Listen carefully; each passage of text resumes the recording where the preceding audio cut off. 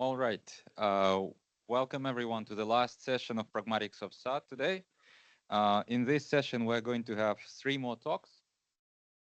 And the first one is going to be given by Dominic.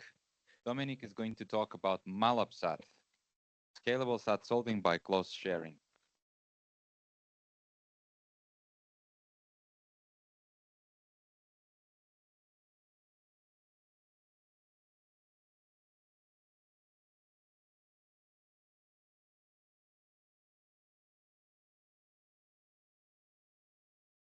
You. Yeah, hello and welcome. I am Dominic, and I'm going to talk about MALAP-SAT, scalable SAT solving by clause sharing. By the way, we have a PhD position open, so if you know anybody who would be interested in the topics I'm about to talk about, then please just reach out to me. So this was joint work with Peter Sanders, and let me actually begin with some context. So this line of work originally began with submissions to the International SAT competition, where our parallel and distributed framework performed rather well, especially in the cloud tracks, and on a subsequent publication to the SAT conference 2021, scalable SAT solving in the cloud. And then from those works, plus a lot of other content and additional content and other topics, I wrote my dissertation last year. And then based on that dissertation, plus some new insights and experiments, we wrote an article for the Journal of AI Research entitled MALAP-SAT, Scalable SAT Solving by Clause Sharing, which was published yesterday.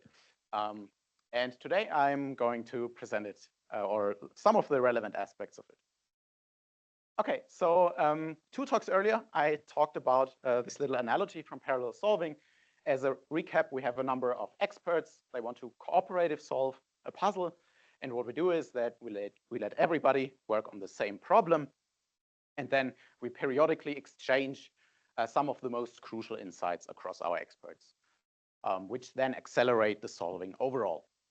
In parallel SAT solving, those experts are actually sequential SAT solver threads, mostly CDCL threads, which are diversified differently via configurations, seeds, or other stuff. And the information shared across our experts are conflict clauses, which the CDCL solver threads derive. All right, so let's talk about distributed SAT solving in particular. So in distributed computing, we have multiple machines which run in parallel and which don't share any main memory. That's like the distinguishing factor to shared memory parallelism.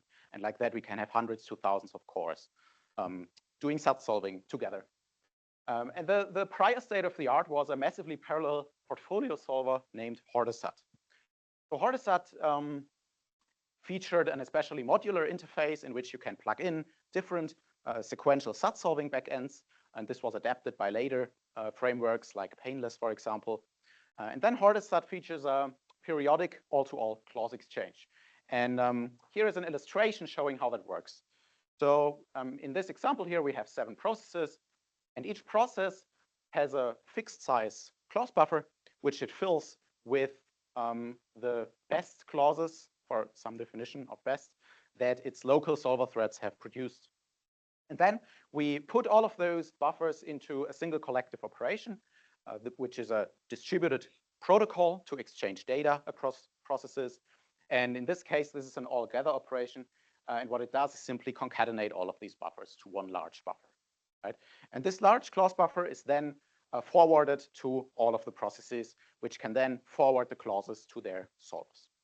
And as you can see, what we can have here are large gaps of information where no clauses are present just because some of our processes underproduce clauses. And more importantly, this buffer features many duplicates, right? So the clause C, for example, occurs, I think, 4 times in here. And as such, in the end, if we fix a certain volume of how much we would like to share in terms of literals by limiting our export buffers, what we actually get in the end in terms of effective distinct clauses through our operation are significantly less clauses than what we would like in many cases. The authors of HordeSAT have done experiments on up to 2048 cores. And on the one hand, they observed surprisingly good scaling for some instances that are difficult to solve for sequential solvers. On the other hand, the median speedup reported was only 13. And if you divide that speedup by the number of cores, then we get the resource efficiency, which is 0.6% in that case for the median. So we wanted to design a more scalable way to perform SAT solving in distributed environments. And I want to talk about that today. As a fundament, we used HordeSAT. In particular, we also do a two-level hybrid parallelization. That means we have a number of solver processes. That's these squares here with dashed outlines. And within each process, we have a number of solver threads which run in parallel. That's like denoted with these little engines here. And then we perform clause sharing with everyone. And how that works is roughly as follows. So each solver thread produces clauses, and then those clauses are selected and filtered in some way, and the surviving clauses are written into an export buffer data structure. And that data structure has an operation that performs a selective export of a limited number of literals worth of clauses, like the best ones which we locally have. And then the result of that export goes into a collective sharing operation, as I just outlined, or HordeSAT.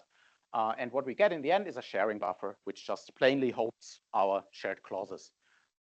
Those clauses are then imported to each process, where we may again perform some filtering, and then they are written into solver-specific import buffers from where they are pulled by the solver threads whenever they feel like it. So one important design decision was that we would like to have a certain sharing volume, some sharing volume that we consider useful for sharing. And then we want to actually spend this sharing volume and need this sharing volume on the globally most useful distinct clauses. And what's most useful, what's best, what's the quality metric we use here? Our primary priority is just the clause length. Just simple and easy to understand. Short clauses prune more of the search space intuitively. I will talk about LBD values a bit later and why they're maybe a bit difficult as a metric. Moreover, we're interested in minimizing the turnaround time of a clause, which is the time it takes for a clause from its production by solver A until its import via solver B. And the intuition is that the quicker this is, the less likely it is that solver B has already produced the clause, the same clause in the meantime. Lastly, we designed our system from the beginning to support a fluctuating number of workers. That means during our distributed execution, we can dynamically add and remove workers from our computation. This is a concept called malleability, and this opens up vast possibilities for flexible and fair load balancing and job scheduling. All right, let me explain our approach on clause sharing. Here we have 7 processes again, and at each process we have a fixed size buffer of exported clauses. Now we aggregate those clause buffers in a hierarchical manner across a binary tree of processes. And in each inner node, we perform a sorted k-way merge operation. So we aggregate the buffers into one buffer, and we keep our inputs and consequently also the output sorted. This makes it simple and easy, and it allows us to detect duplicate clauses immediately so that in the output, all of our clauses are distinct. And also it allows us to limit the which we have and which we send around by some arbitrary function. So we can just say we cut off the export buffer here, and any excess clauses will just be returned to the local clause export buffer. So what we do is we fix the sharing volume to some function that is sublinear in the number of participating processes. And this helps to just keep the clause sharing operation scalable for an arbitrary amount of workers. And then what we get in the end at the root is one compact clause buffer that contains the most useful clauses that are distinct, like no duplicates, and then we broadcast that buffer to everyone. Now, what can still happen is that we have clauses in here that we already shared before in the recent sharing operation. Right? And we would like to not forward these to our solver threads again. So we detect those duplicates from earlier sharings with a second all reduction. So what we do here, each process produces a bit vector where the ith bit represents that process in particular remembers that it has recently successfully shared the ith clause in the sharing buffer. So this is something that we can do in a scalable manner, since each process only needs to bookkeep and remember the clauses it shared itself, and it got admitted to sharing itself. We already use all of these buffers again using a bitwise OR operation. And then in the end, we get a global filter vector, which every process can now apply to its clause sharing buffer. And this filter vector just represents which of the clauses are actually obsolete and should not be imported to the solvers. All right, now, as I said, we want a certain sharing volume for each sharing operation. Let's name that L, capital L literals, which we would like to share per operation. And what we get in the end may, at this point, still be some significantly lower number L prime. Why is that? Well, there's three reasons why we share less clauses than we want. The first one is that our processes just didn't produce or didn't export sufficiently many clauses.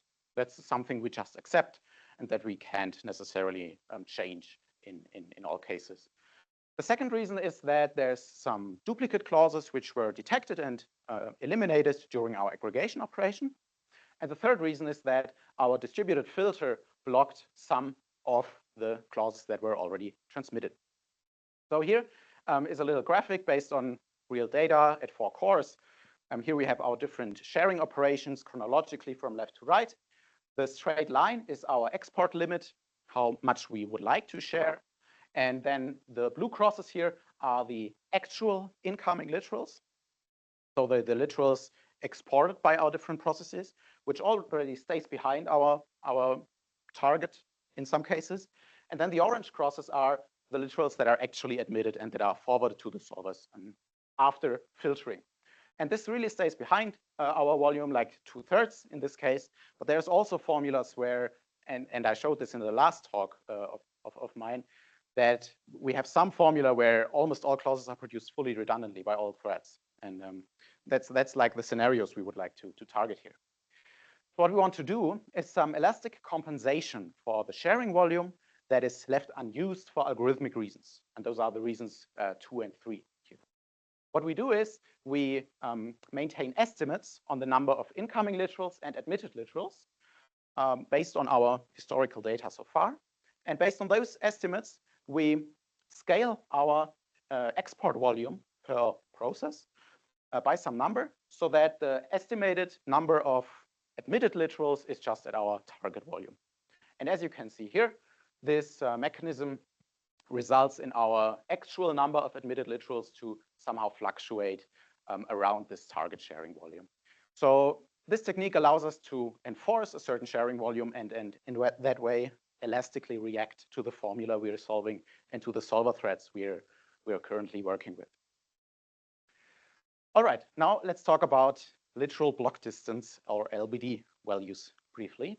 This LBD metric is a central metric in sequential solving for whether we would like to keep a clause or discard it during the clause database management. However, in parallel solving, the LBD value that a solver A found depends on the internal state of that solver at that point in time. So it's not necessarily as meaningful for solver B if it imports the clause with the same LBD score. So in that way, the LBD metric is not necessarily as global as clause length is. And another point is that there's many solver backends which keep clauses with an LBD of 2 indefinitely. And during the design of those solvers, of course, it's what is expected is a single solver's worth of clauses, right?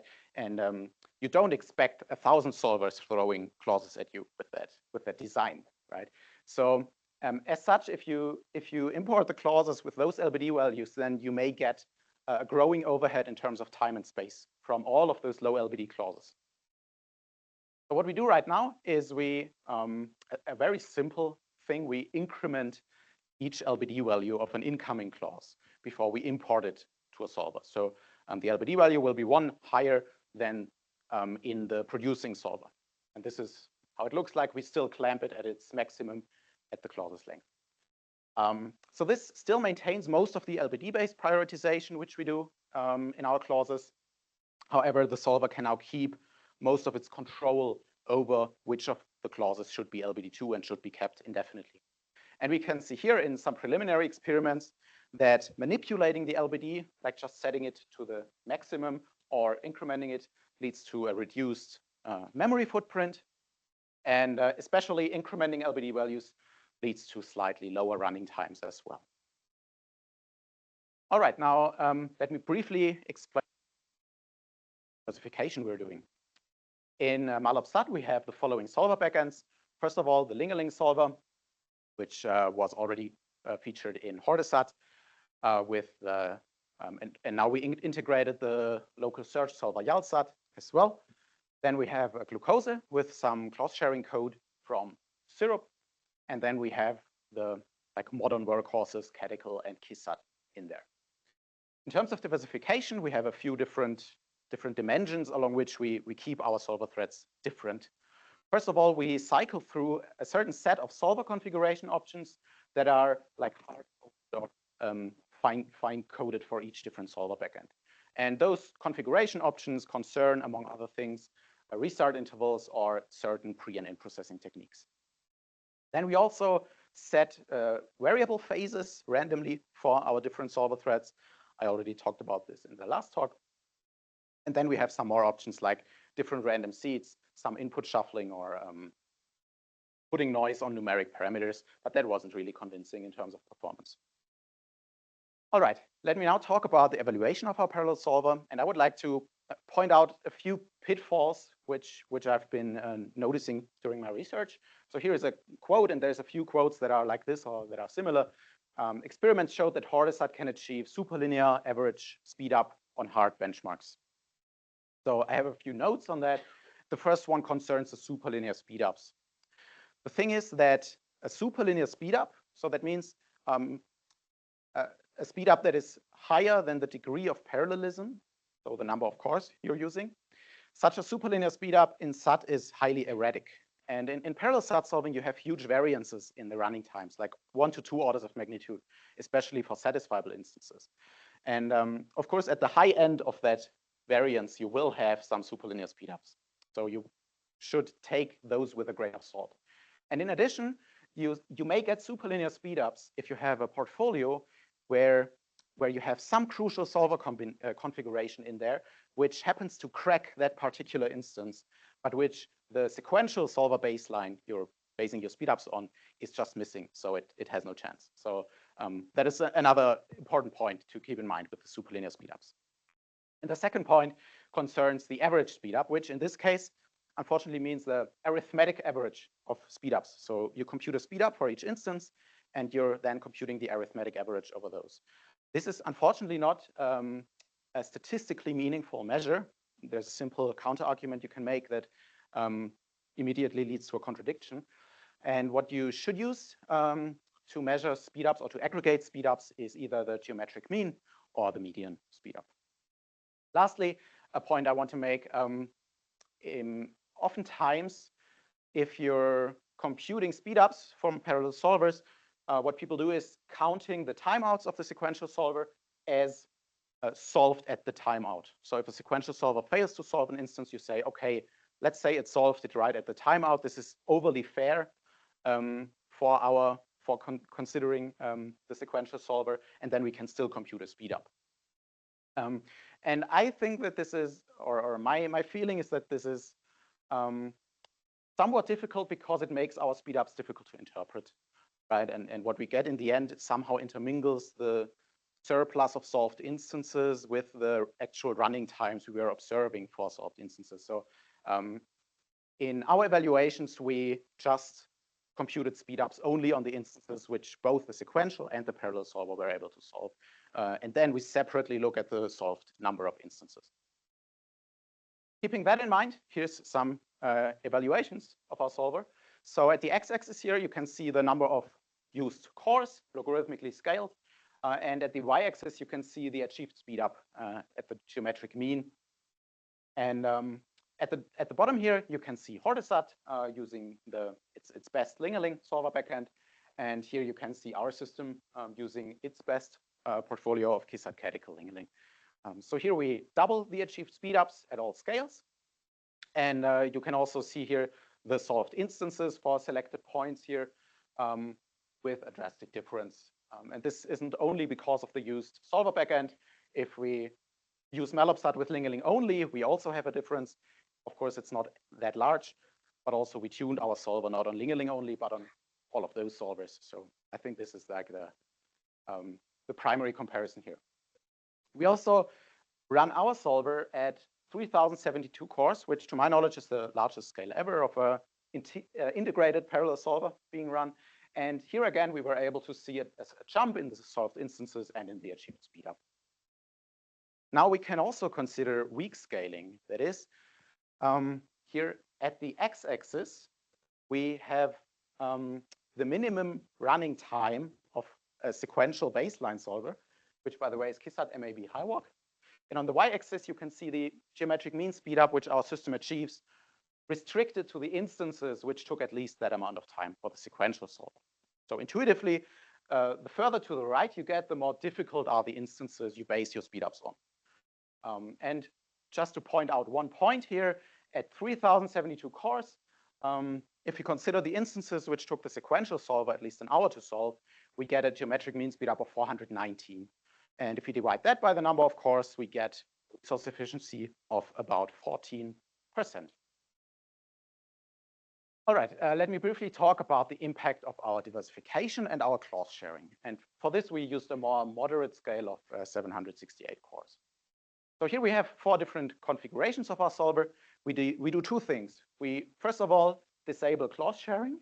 And second, we disable all kinds of solver diversification, except for the actual configurations we hardcode into the different solver backends. So for these minus diffs, what we have is like just, I think, around 40 different solver configurations that are being duplicated over and over again. So if we disable clause sharing, that's these dotted lines here, then you can see a huge difference in performance. Higher is better here. That's a classical inverted cactus plot, I think is how it's being called, or CDF plot, but with a logarithmic X scale here. So if we disable clause sharing, then our diversification really makes a difference, right? That's somewhat clear. However, if we do the same 2 experiments with clause sharing, then what we see is a surprisingly small difference in performance. Or in other words, if we only run around 40 distinct solver programs across 768 cores, then we still get competitive performance and not 40 core performance. Why is that? I was very surprised at this. And the reason we came up with is that due to the way our clause sharing is implemented and in how our parallel execution works, the different solver threads receive the shared clauses at differing points in time. And this alone leads to some kind of butterfly effect, that the solver threads begin to explore search space in a deviating manner. And at some point, this is enough that our clause sharing can act as a kind of distributed search space pruning. We also had similar findings at our largest scale at 3072 cores. And what I did there was just run the default configuration of Cadical, so one single configuration with some very light diversification, so with different random seeds and with different variable phases. And the reasoning is that this is diversification that you can essentially always do, and that is very simple to implement.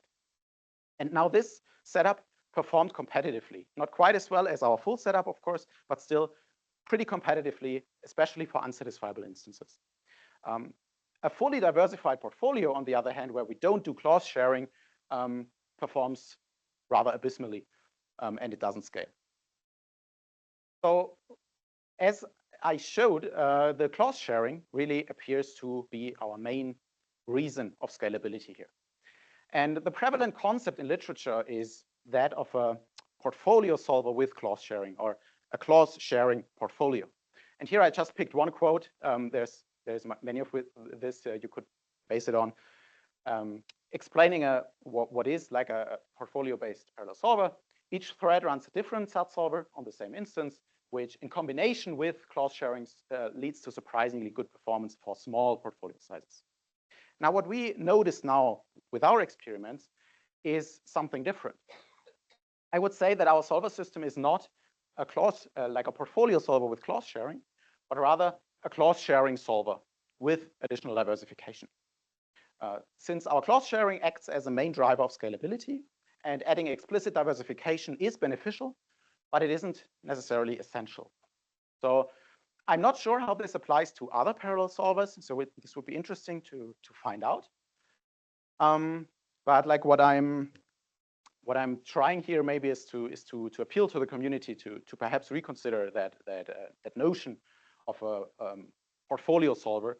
And at least in our case here, what I think is more accurate is like a clause sharing solver. All right, some further notes since I'm running out of time. Our solver system was the best cloud solver at the competitions beginning from 2020 and among the top 3 parallel solvers since 2021. We also tried to identify instances which, to the best of our knowledge, have not been solved before in competitions. And we ran our system at 3072 cores for 20 minutes on each of these instances. And indeed, our system was able to solve 22 of them. So this serves as an example that we can actually also push the frontier of the feasible instances. And then our solver performs well in on-demand settings if you couple it with malleable job scheduling. So in like changing your computational resources in a flexible manner. We had an experiment where we solved just 400 formulas at the same time at 6,400 cores. And what happens is that the trivial instances are solved immediately, and their resources are freed up and are reattributed to the remaining solvers, like the remaining formulas. And this works surprisingly well. And we were able, with that scheduling approach, to reduce the average response time for a formula by over 20%. Our system also supports incremental SAT solving, and it supports different kinds of proof checking. There will be a talk on Thursday, 10:30 a.m., so stay tuned.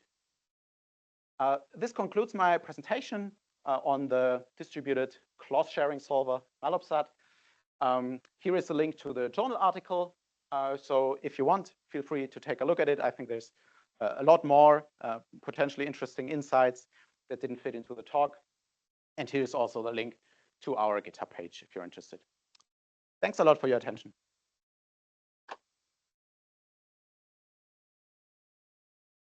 Thanks a lot, Dominic. Do we have any questions? We have a couple of minutes for questions. So my question is as follows. So can your parallel approach make up for the difference in the underlying sequential solvers? For example, the Cadical is faster than Ling-Ling, but what happens if you run only with Cadical versus only with Ling-Ling? Do you see like, yeah? Yes, we see some difference. I'm not sure if I included that slide. Let me briefly take a look at it. I have it somewhere. But we tested it with all of our different solver backends. Unfortunately, I don't have it. Bottom line is, yes, this does translate in a way to the general performance of the parallel solver. With Ling-a-Ling, it tends to perform the worst. And with Cadical, it performs like the best together with KiSAT right now. Glucose is a little bit better than Ling-a-Ling. So that's a general idea. And then if you combine the backends, you're getting better performance because they have different approaches and you're winning some by the different configurations. Okay, thanks. Any other questions? Can you hear me? Yes. Hello? Yeah. Okay. I just had 2 small questions. It's about the when you compare, when you disable the close sharing, is the abysmal decrease of performance is mainly. Sorry for that. Can you repeat the question? Okay. Can you hear me now? Yes, I try to. Okay, I apologize. So when you disable the close sharing, is the decrease in performance, did you notice that maybe on unsat instances, the decrease was more notable than on SAT ones? Yes, absolutely. So there is a rather clear picture that diversification, so using different SAT solvers, really helps on satisfiable instances. because like intuitively you have this notion of NP luck. If one of them finds a solution, then you're done. And if they are very diverse, that's great. And clause sharing helps the most for unsatisfiable instances, which also makes sense because you need to derive the empty clause eventually, and your clauses help with that. Clause sharing also helps a bit for satisfiable instances, but not nearly to the same degree. And the diversification helps especially for the satisfiable instances. So that's a duality that was already hinted at in the hardest SAT experiments back then, and we confirmed it pretty clearly. Okay, thank you. Just a small other one is just about the diversification, about the pre-processing and processing techniques. So you try to disable some on solvers and trying to kind of, I think that it learns, they may learn different clauses if some techniques are enabled or not. Yes. Yes, we noticed that. I also talked about that a little bit in the last talk, that this in-processing is responsible for many of the shared clauses, to the point where like you may ask yourself whether you shouldn't actually share some of the clauses from some of the in-processing techniques. We're looking at ways how we can make this in-processing more scalable across our solvers and to somehow integrate it better across the solver threads. So that's a major point for future work. Okay, thank you. Okay, let's thank the speaker again.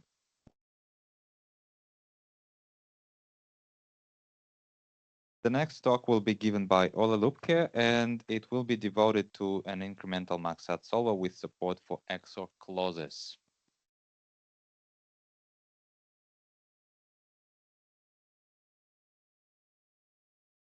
Test.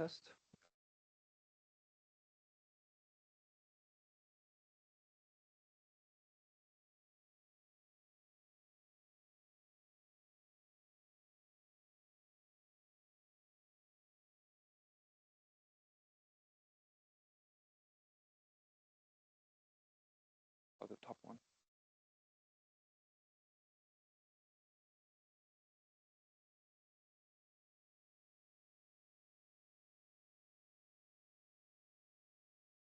Okay. Right. Yeah, thanks for the introduction. I'm here today to introduce a new max-SAT solver to you, IGMaxHS, and as it was already said, it's incremental and it supports XOR clauses. For the beginning, I'd like to motivate why I had the idea to do that.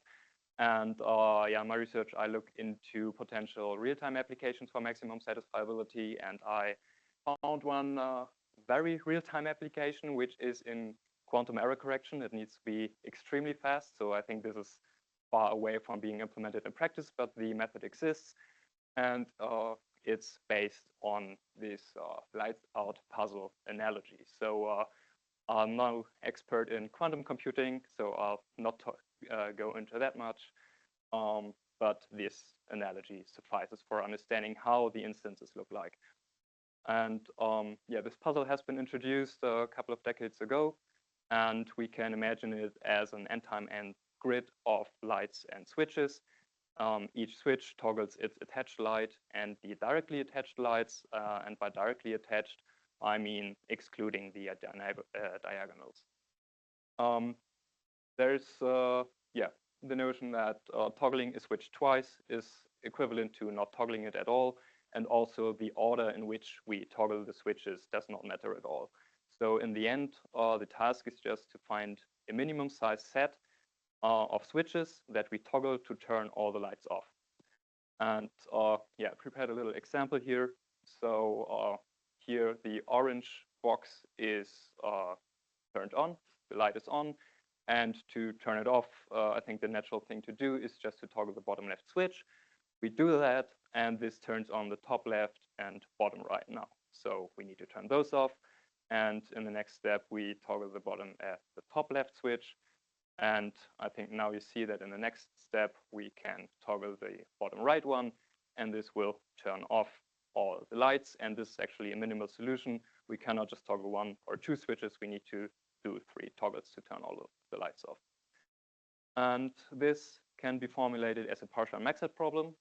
So we've seen how partial maxset looks like in the morning today. Here, I think it's kind of simple. We just have one variable for each switch, Vs, and we have a set of part clauses which always have to be satisfied, and these are parity constraints. That's how it works. So parity constraints for each light. Each light is toggled by a certain set of switches, and a light that is initially turned on, we need to toggle an odd amount of switches around that light to turn it off. And when it was initially off, we need to toggle an even amount of switches to keep it off. And as I said, we want a minimum size set. So our soft clauses are just the negation of the switch variables. If we toggle a switch, the variable will be 1. If we don't toggle it, it stays 0. And yeah, therefore we just want the maximum amount of satisfied soft clauses, which corresponds to the minimum amount of toggle switches. Now, the authors of that method here, they knew that for SAT solvers, it's difficult to reason about long XOR chains. So they split them up using k helper variables and basically made shorter XOR clauses. And the good thing is that this also enables incremental updating, because most of this chain just stays the same during runtime, and we only have to update this length 2 XOR clause with the initial value. So that's why we want incrementality, and we also want support for XOR clauses. And to the present day, there was only one solver that we know that can do that, which is the Z3 SMT solver. It has a different but working way for incrementality, supports XOR reasoning, and but usually I think that's been a result from past maxset evaluations, that on maxset instances, maxset solvers perform usually better than general optimization solvers like ILP or in that case SMT solvers. So I thought, well, let's try to create a dedicated maxset solver and try to beat Z3. And to be honest, I didn't achieve that yet, and we'll see why. So this is not entirely written from scratch. There is a solver, IMaxHS, which is an incremental maxset solver, and there is the Gauss MaxHS solver, which is a maxset solver with XOR reasoning. So the natural thing was to combine the two solvers on source code level. And I thought, well, they're both based on the same maxset solver. How hard can it be? It was more difficult than I expected. And as a side product, somehow a specification fell out that can help us to integrate XOR reasoning in virtually any CDCL-based subsolver. And because it's such an error-prone process to merge two solvers, I thought, well, we at least need an extensive amount of testing, and I used the WCNF fuzzer, which was introduced by Tobias Paxian at POS last year, and made a little extension to it, so it also gives out XOR clauses. Having done that, bullet point 2, we have a solver that is incremental and supports XOR reasoning, but does not yet support incremental addition of XOR clauses. So that's still a to-do at that point. And then I have some preliminary experimental results on decoding those quantum color codes. All right. Here is the reason why it was not that easy to merge the two solvers, because they're apparently based on different versions of MaxHS. IMaxHS is based on MaxHS 4 and uses Cadical as an underlying SAT solver, while Gauss MaxHS is based on a 1 year older version of MaxHS and uses Minisat as the underlying SAT solver. Both solvers, they use the lit data struct of Minisat, so we can't get rid of the Minisat code entirely. And this made it a bit difficult. But while I was in the process, there is a command line argument to MaxHS, which is called seed type, which I re-enabled. And I'll have to go a bit into detail what MaxHS does. So this is a hitting set maxset solver. it does the Boolean reasoning with a SAT solver and does the optimization part with a hitting SAT problem, which is solved by an MIP solver, IBM CPLEX in that case. And the C-type command line argument kind of yeah, dictates what kind of constraints we can add to the MIP solver and which we and what kinds of constraints we can't add. And this was disabled in GaussMaxHS for good reasons, I believe. There is a comment in the code that says, yeah, that within the presence of XOR, this breaks, so it's disabled. And I thought, because usually, so this argument is not there for no reason. It can give significant speedups. So I wanted to re-enable that, and then I thought I'd deal with the problems later. And also in GaussMaxHS, there is an assertion in the code that just makes the solver exit when it encounters an XOR clause which is shorter than 3 literals. I don't quite know why that is, because I think it's cheap to just convert a 2 literal XOR clause to 2 CNF clauses. And well, for length 1, that's just a unit. So yeah, this solver, in contrast to GaussMaxHS, can also use shorter XOR clauses. And I think that's especially important for an incremental solver, because when we do reasoning over time, we learn literal values which are fixed. We apply that to our clauses, so they shrink. And at some point, they will be shorter than 3, and then we don't want to exit, but continue. Yeah, so this, I think, was a rather easy fix. Yeah, but we need to know that the entire XOR reasoning, this happens actually in the SAT solver. So in GaussMaxHS, this is implemented in Minisat. And there is a very strong interdependence between the XOR reasoning part and the Minisat solver. And now I wanted to make the switch to Cadical, so I had to find a way to kind of separate that. And I did that. So yeah, this is first an example of what all the kind of routines are needed in the Gauss elimination code. So it needs to obtain some simple information from the SAT solver and also some more intricate information, like the current decision trail, but also just like things like the number of variables. It also needs to perform the usual conversions between variables, literals, and indices. And actually, the XOR clauses are managed in the SAT solver. So, of course, the XOR, the Gaussian routines need access, read and write access to that. And also, they need to be able to trigger unit propagation and queue literals for unit propagation and backtrack and also add learned clauses. And this will also cause a problem later. Yeah, so for the separation, yeah, in the process of merging the code, I extracted all the functionality the Gaussian elimination routines need and put them into their own header file. So we have an interface for that now. And this is made of 39 template functions. They are not all strictly necessary. Some are there for convenience. And they use automatic return time deduction. So here's an example. I think it's probably not the best idea from a maintainability or type safety perspective, because none of the types are really fixed. It's all template types. And the error messages can get horrible, of course. But I think now to add Gaussian elimination to virtually any SAT solver, we can just implement that interface, use the existing Gaussian elimination code, and yeah, then we just need to call the elimination routines at the correct places in the SAT solver. This, of course, depends on the SAT solver a bit. We either want to elimination like after unit propagation, but there's also an argument to do it inside the unit propagation functions. And of course, when we do add XOR clauses, we need to run the elimination. And also when we backtrack, we need to like undo changes to the XOR clauses. Yeah, when we unapply some literal values.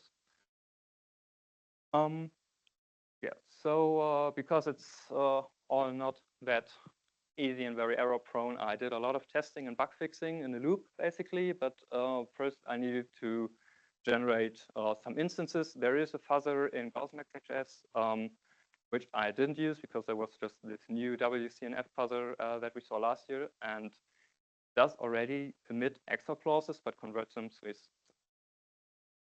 just disabled the CNF conversion with an extra command line switch, and now it output that in a format I call XWCNF, so we can have hard XOR clauses just prefixed with an X, and we can not directly have soft XOR clauses, but indirectly by converting them to a hard clause with a blocking literal and a soft clause. So this does not only work for CNF, but also for XOR clauses.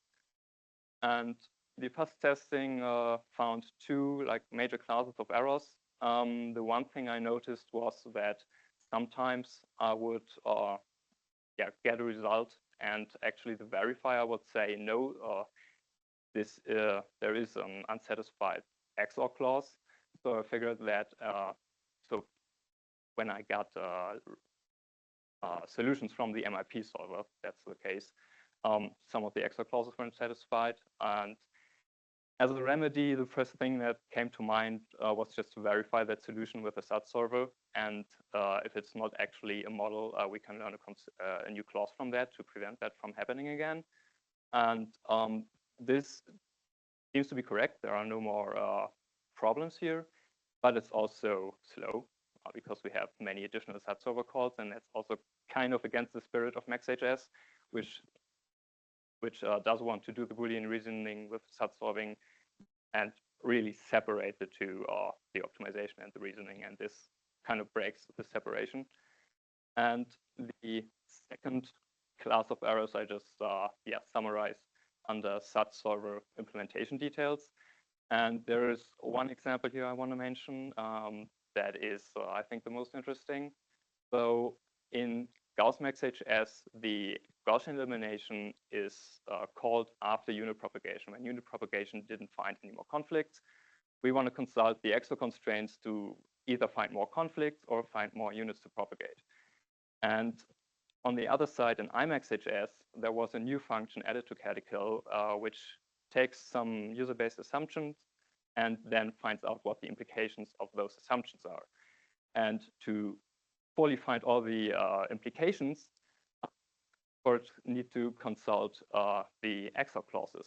Now, this assumption or this implication finding, of course, uses unit propagation, and the XOR or the Gaussian elimination was not present in that. So I moved the code from after the propagation into Cadical's propagate function. Now, this function was correct, but we actually get a new problem, which is when we add clauses, because when we add clauses, the clauses can be reduced using the knowledge we already have about some fixed literals. So it can actually be reduced to a unit. Now, we want to propagate that unit, but the unit propagation now triggers the Gaussian elimination, which in some cases can find a conflict. And then we want to add that conflict. But one implementation detail in Cadical is that the memory for the user to add clauses and for conflict clauses is shared. So when we add a clause and find a conflict and add that, we would override that in the initial version of the merge. So we need to make sure to not just override that. And yeah, there are a couple more details like that where you really need to figure out where to put the Gaussian elimination code. And also, you need to make sure that on each code path that may trigger unit propagation, the matrices are actually initialized correctly. And you can imagine that these can be many code paths because unit propagation is like the coroutine. Yeah, but after many loops of fuzz testing and fixing bugs, I was at some point not finding any more errors. So I thought I'll compare the comparison of all the solvers which are involved. And yeah, found similar to results to what Tobias Paxian presented last year, that some of the involved solvers can, especially in the presence of very high weights, can sometimes give wrong optimal values or wrong satisfiability verdicts. And yeah, so it's not proven, but I think in IGMaxHS, those bugs are solved now. And one newer version even, which I think does not exhibit those problems. So this is maybe not the fairest comparison here. And also to note, this high number of crashes in Gauss max-HS is in parentheses because it's maybe not actual crashes, but it's, I think in all those cases, it's just the assertion on XOR clause length triggering and just terminating the solver. There are still a few crashes in IGMax-HS, which can be attributed to some inconsistent state in the MIP solver. So the MIP CPLEX throws some error, and I must admit I don't fully understand those yet, so those still need to be fixed. And also the timeouts. There are many timeouts, which can be attributed to the additional faults and also to the frequent reinitialization of Gaussian matrices. This just costs a lot of time. Yeah. Now we have a solver which supports incremental Maxent solving. It supports XOR reasoning, but we still need to be able to incrementally add XOR clauses. And we have the EPAMI specification for incremental Maxent solving, which I extended a tiny bit. So there is a function to add hard clauses. And I just added this one argument to signal if it's an XOR clause or not with a default argument. So all existing implementations should still work with that if you don't want to use XOR clauses. And yeah, but you can add that now. And yeah, if someone says we have an XOR clause of length 1, well, that's just a unit. We just use the incremental max-HS implementation. And if it's an actual XOR clause, we use the Gauss max-HS implementation, which preprocesses the clause, removes duplicate literals, and also removes already fixed literals. And for XOR clauses, when we do that, we need to maintain the supposed truth value of the clause. Of course, we want clauses to be satisfied, but when one of the literals is already fixed and has truth value true, and we remove that, then the remainder of the clause needs to be falsified because false XOR true is then true. Yeah, and this can happen until the clause is empty, and that's where it's important to update the supposed truth value of the clause. Because if it's empty but supposed to be false, well, we just don't do anything. This clause doesn't actually add new constraints. But if it's supposed to be true and empty, then it's unset. Otherwise, yeah, just add the clause and then at some point do Gaussian elimination on it. Yeah, with that solver implementation, I did some preliminary experiment on decoding those quantum color codes. There is the so-called Munich toolkit, which, among other things, does simulation of those error correction algorithm, and it luckily also comes with its own built-in result validation. And yeah, I can say now that the solver does not do incorrect things, but compared to Z3, it's unfortunately circa 100 times slower. And this directly brings me to the kind of obvious future work. But first, a short wrap up here. So IGMax-HS support the EPAMI specification for incremental Maxent solving in full. Also, we can add XOR clauses incrementally, also short ones. It's fast tested extensively, and I couldn't find any erroneous results. And yeah, unfortunately, it can be slow. Now, of course, we need, there is a need to remove those performance penalties introduced by by the additional SAT solver calls and frequent matrix reinitializations. And there was one suggestion of the reviewers who said that, well, we could actually just encode the XOR clauses inside the MIP problem as well. But I think if we did that with all the XOR clauses, the MIP solving would just get too slow. So maybe we just want to add some of them, and then we have to decide which ones. And yeah, I don't currently know which ones we would like to add. And yeah, but if we solve that, then it would be time to perform some more thorough simulations and hopefully beat that 3. And also, we heard in the it's an open issue for the hitting set paradigm in MaxSat. There are a couple of issues like IBM CPLEX is closed source. We don't know what it does. Can maybe use some open source solver. I think there was a reference in Jakob's talk where some work on MIP proof logging with VeryPB is already done. So I think using VeryPB could be the natural thing here. Also, SAT solving with Excel constraints has been done with VeryPB proof logging. So some parts of it are already there. And then also pointed out by one of the reviewers was that recently in CryptoMiniSat, which is like the SAT solver, which does also do Excel reasoning, the proof logging format has recently been updated to be much more efficient using something called Alfred XR. I still need to look into that, but I think, yeah, if we solve the issue of proof logging for the hitting set paradigm, then there's also something to take away for proof logging for this solver now. Yeah, that's it. Thank you.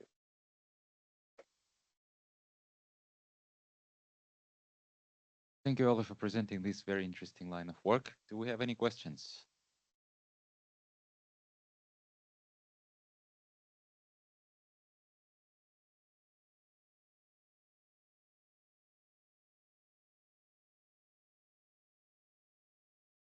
Can you say something more about removing? So you already have it there, the performance penalties. So how you would do that? So what are the really the main bottlenecks now? Do you? I think the main bottleneck is the additional SAT solver calls to kind of rule out infeasible models we get from the MIP solver. And I think one way to solve that could actually be to deactivate the C-type argument again, because that seems to cause problems. But I don't really want to do that. I think it would rather require, so this is really was very implementation heavy work, and I didn't spend a lot of time thinking about theory, but I think that would be the logical next step to look at the C-type argument, look at what constraints are actually added to the MIP solver and find out why it causes problems. Maybe like the author of GaussMaxHS knows something about it. I couldn't find it out yet, what the actual problem with those constraints is. But yeah, I think that would be the way to go to try to remove that additional SAT solver call by being more careful with how we use the MIP solver. Do you have experiments on that, on how many SAT solver calls you're getting and some more detailed results in that direction? No, that's a good idea to count the SAT solver calls. I didn't do that yet. Do we have any other questions? Did you consider to use the IPASI-RAP interface for any of the integration of the radical? Or... No. Okay, and do you have an idea if it could solve your 39 template functions, or? To be honest, I'm not familiar with that IPASI-RAP. I just know the base IPASI, to be honest. Okay. So what is the addition in the that you can connect an external propagator to the solver, and does it exactly this, that if you have an extra set of prints, then you can propagate with it or add additional clauses during. Yeah, that basically your XOR handling can be an external. That also sounds like a good idea. Yeah, I should definitely look into that. Thank you.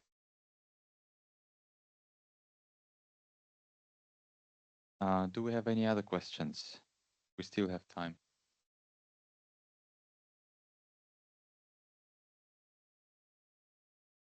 So did you try just not using the C-type argument? Is your solver, does it have to do the extra SAT solver calls then?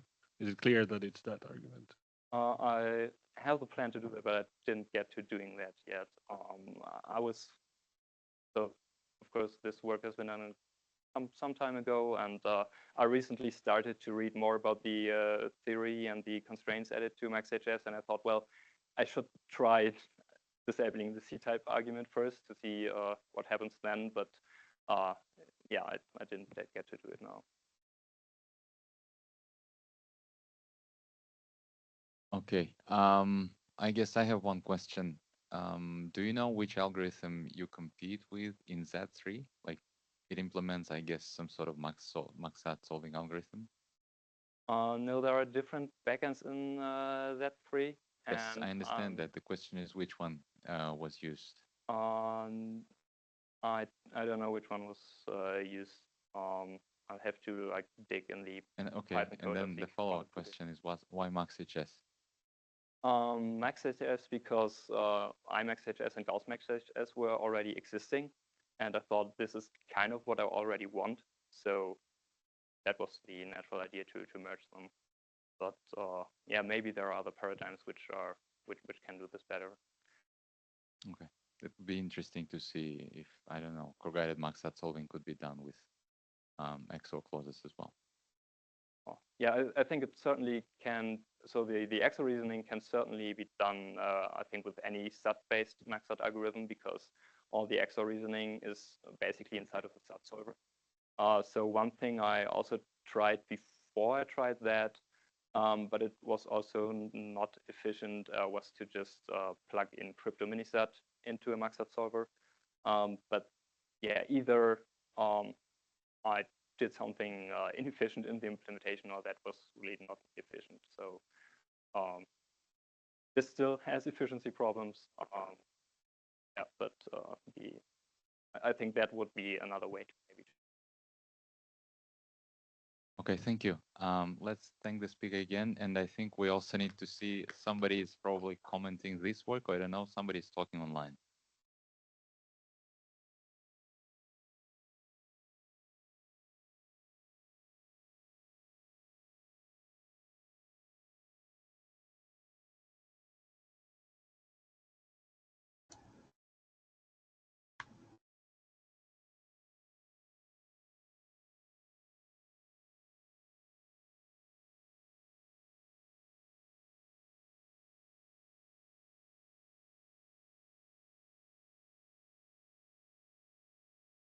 Okay, so I can share my screen.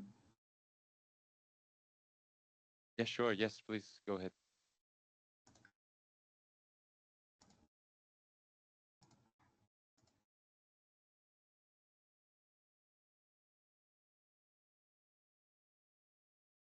Is it okay? We can see the slides. Thank you. Okay, cool. The sound is also okay? Yes, please go ahead. Okay. First of all, I apologize. I couldn't make it in person to the conference due to some administrative problems. I would like to thank the organizers for making this possible via the internet. So I am Major Saoudi. I will present you. It's kind of the solver competition track. So it's kind of intimidating to pass after so much interesting talks. This presentation will be kind of straightforward since its many components are already, I think, mastered by the audience. That's why I wanted to propose in the end kind of a discussion that goes on after it's about the scalability of the parallel solvers, as was recovered by Mr. Dominic on the Malo presentation. So I will start now. The presentation, as I said, will be straightforward. I will describe the solver and present the interesting results that we had, and then I will conclude and then I can introduce the discussion. So the solver that we proposed to the 2024 SAT competition was built using the painless framework. I think maybe some people in the room know already heard of it. It started appearing in the competition since 2017. It used the KeySAT map, kind of a hack of the KeySAT CDCR solver as the main sequential solver, which is kind of an inheritance from last year's parallel solver that was also built using painless. The solver uses the multi-bandit to choose between the VCIDS or CHB variable choosing heuristic, and the kind of the addition to this it's kind of an addition to PKSAT is the use of BVA and the different preprocessing techniques that were implemented in last year's winner, the PRS parallel solver framework. It includes unit propagation, equivalent literal detection, and so on. Before going in more details, I would like to so everyone we are all on the same page. Just some refresher on the BVA technique. BVA technique, which stands for bounded variable addition, is kind of a smart way to try to reach the extended resolution. Here, the algorithm looks for groups of clauses that kind of, you can see it as factorization. As you can see here, you can have the same clauses except for one literal. So here the algorithm does introduce a new variable here, z, that will factorize the two variables v and w, and here what we can do is that we can eliminate all these 6 clauses and represent it only using 5 clauses. And of course, the transformation is not logically equivalent, but equistatiable. So here is kind of the overall overall view of the solver. Painless offers the modular architecture here, so we can here see the different components of the parallel solver. Here, PF stands for the portfolio working strategy, which has multiple working threads. Each one of these threads will be responsible of one KeySAT solver, or any solver that we may choose. So here, the diversification of the KeySAT solvers kind of is mainly based on the conclusion that was made about the difference of between the optimal configuration for SAT and unsat instances, and also the work about the target phase done in 2022, if I remember well. So here, the main idea is that we separated the different solvers into 3 main families. One that are optimal, we can say, for SAT instances, ones that are focused on unsat ones, and the third family that uses the default configuration of KeySAT, which switches between the SAT mode and the unsat mode. All these solvers share each one has buffers, an important export buffer. So when a solver learns a new clause, it puts it in the export buffer. And then there is a separate thread that we call the sharer that comes and consumes the clauses in all the export buffers and kind of does what we call a sharing strategy. It's kind of filtering or anything. Here we kind of use the hot SAT sharing strategy, which checks the LBD value to know if we need to increase the amount of accepted shared clauses or not. And here, since we use the preprocessing techniques, as you can see, when we hear the PRS, all the solvers are preceded by the PRS techniques. However, for the BVA, only some of the solvers are launched on the formula, we can say, processed by the BVA technique. So since we introduce variables, we can think that the sharing can lead to erroneous results, but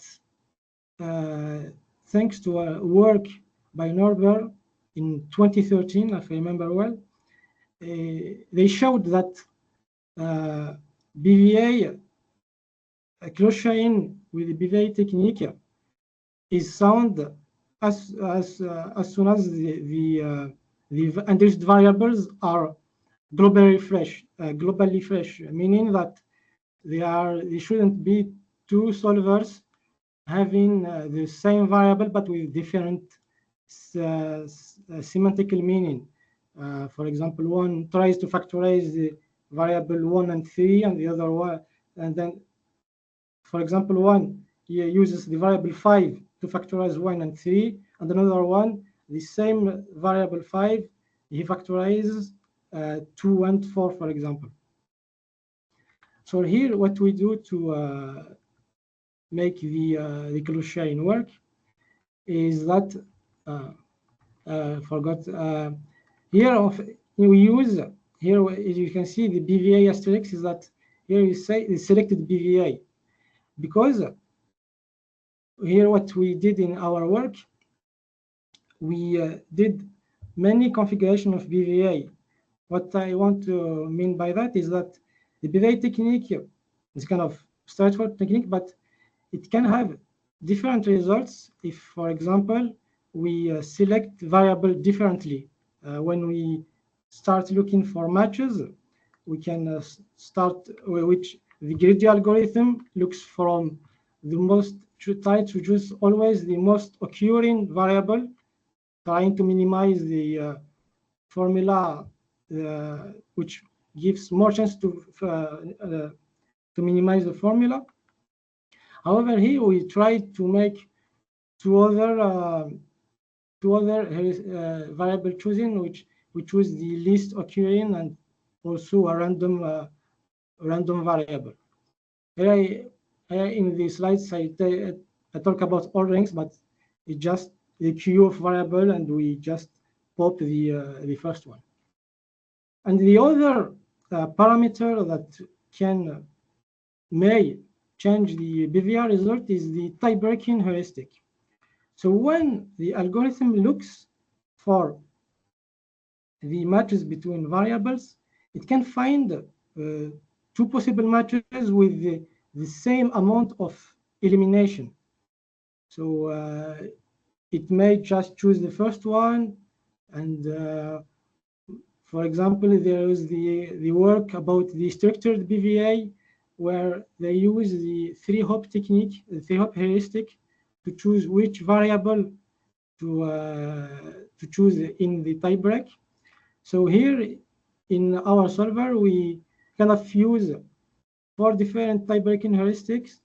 We choose the most occurring one, or maybe the least occurring, or just a random one, and the SBVA, the one that used in SBVA, the three-hop technique.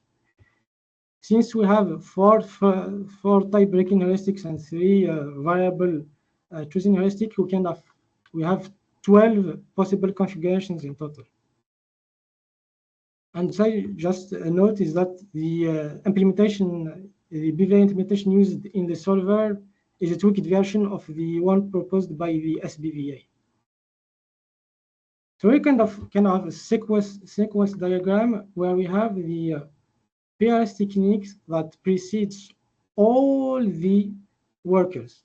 It's either the solvers or the threads that will launch the BVA. So here we have in total 12 BVA threads, and the rest are all solvers that launches on the simplified formula by PRS.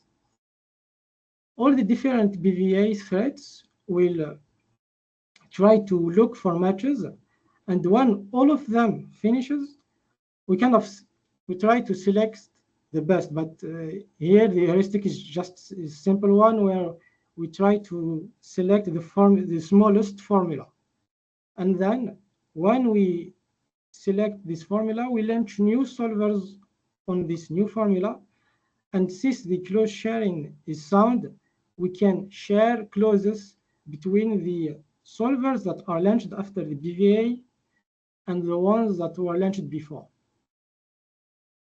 We can think that it may be meaningless, but as was shown before by the presentation today, the close sharing is kind of increases the chances to resolve unsat instances, which kind of are usually the most difficult ones. So here, even if these solvers don't understand the variables, so they ignore the clauses that includes variables that they don't know about, they can still get meaningful clauses from the solvers that were preceded by BVA. So when we just talk about the evaluation that we did on last year's benchmarks, which kind of afterthought is kind of biased because last year there were many instances that BVA easily solve, makes the solver easily solve. For example, here we have kind of solved many more ansat clauses comparing to the winner of last year's PRS, and here PKSAT is last year's submission of a painless solver. And just a remark is that from the 340 instances solved by our solver, 59%, meaning 202, were solved by the solvers that were launched before the BVA. Because here, the BVA technique can take time in order to look for the matches. So many simple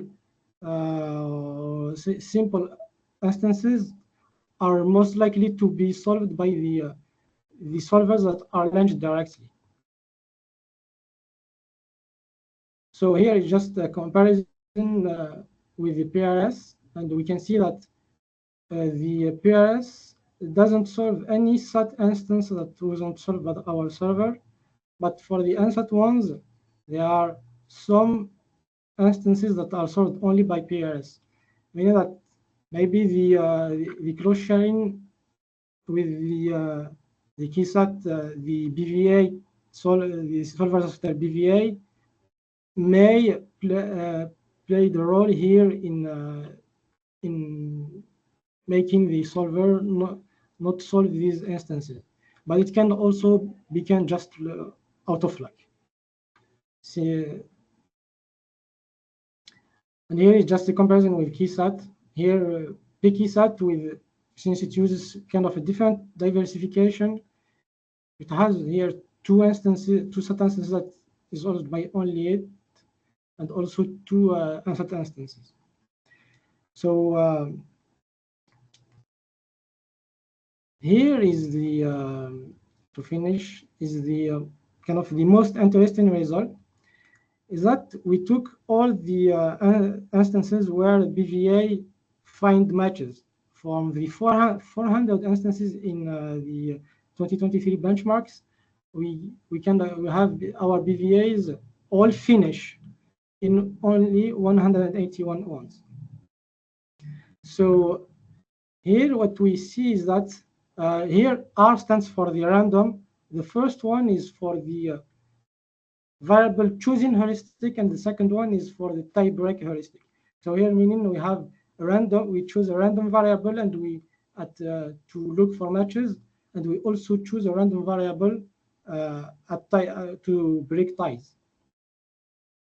Here, which is kind of logical, is that when we choose always the most occurring variable, we tend to have far better results. Here, all the D configurations demolishes the other ones.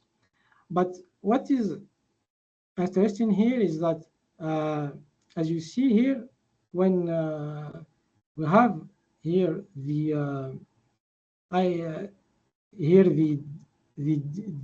DM, it may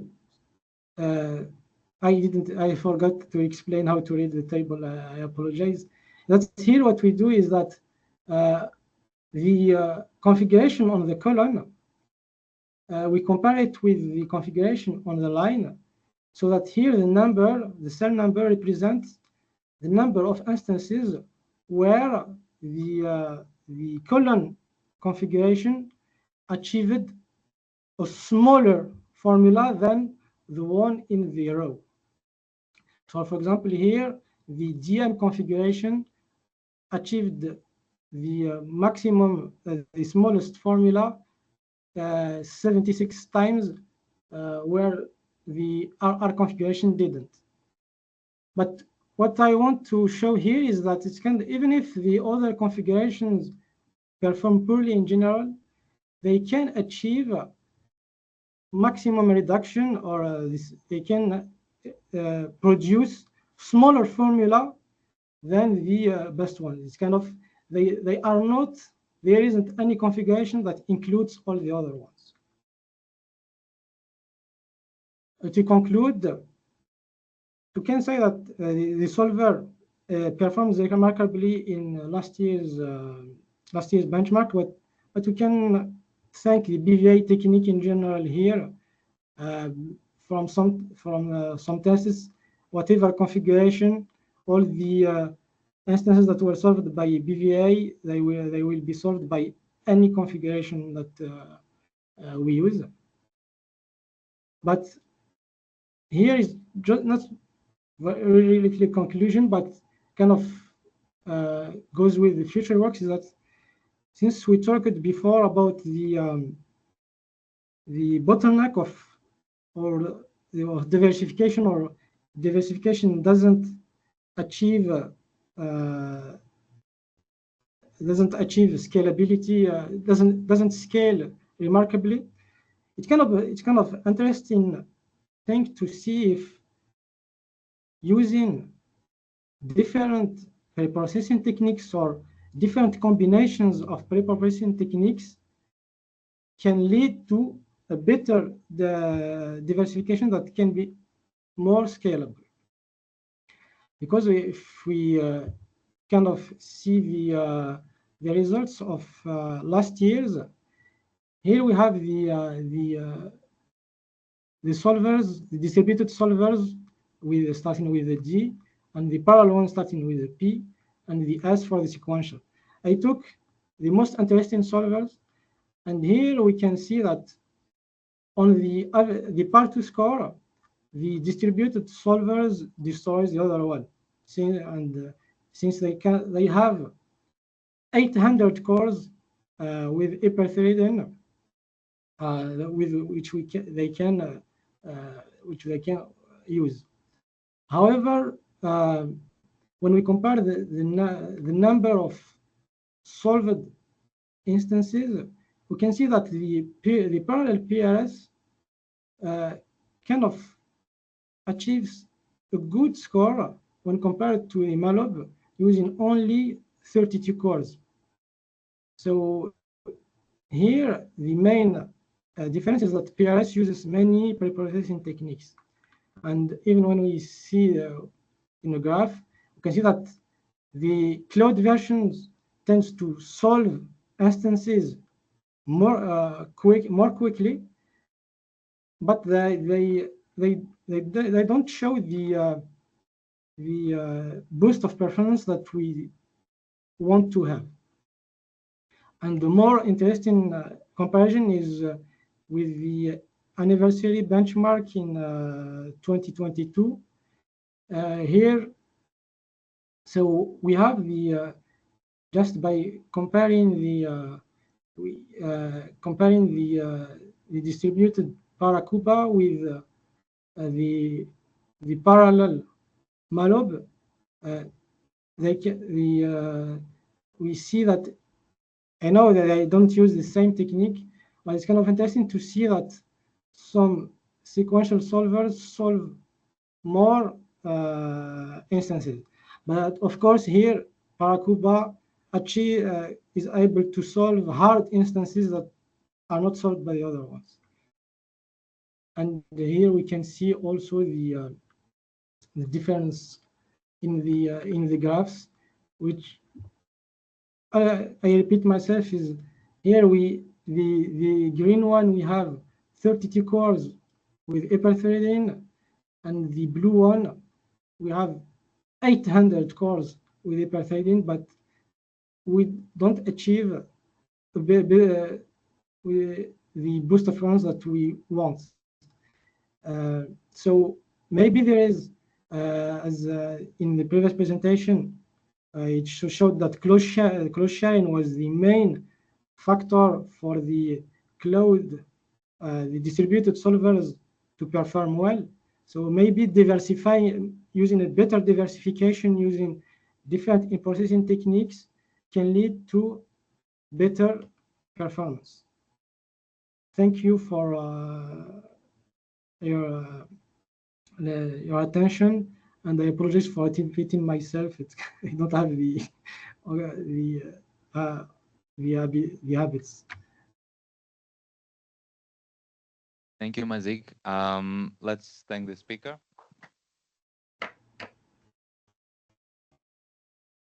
Do we have any questions or comments on close sharing or something?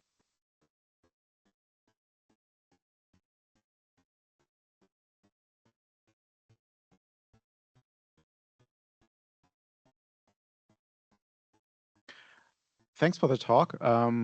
Two maybe related questions. So what was the scales you tested your solver at? And did you also do some delta testing, like, for example, turning off the BVA and seeing how that performs?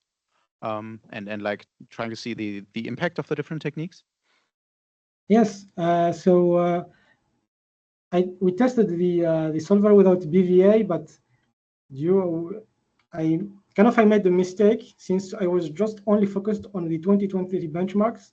So for example, here in this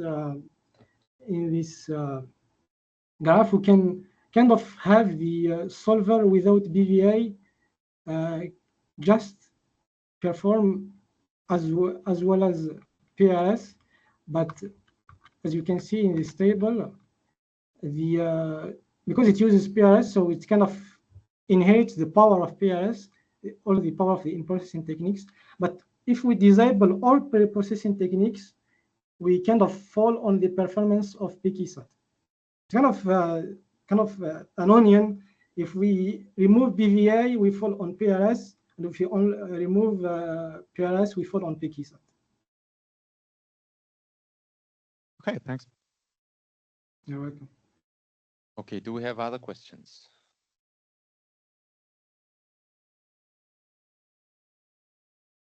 Well, if we don't have any other questions, let's thank the speaker again.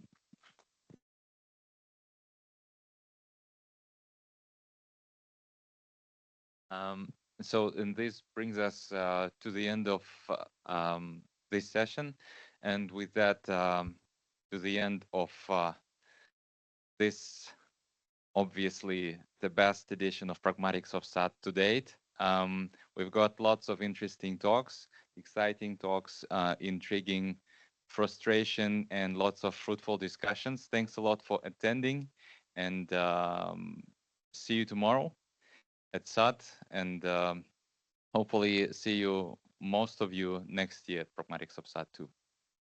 Thanks for coming. Okay, mandatory end of day announcements. First things first, you need to submit your TCS ID card while leaving the premises. Be sure to do that. In case you have submitted your pen drive or any other media at the reception, please be sure to collect it back. Last but not the least, the shuttles will leave in another 10-15 minutes. And I think it has already been announced that from tomorrow we'll be starting SAT. So thank you again.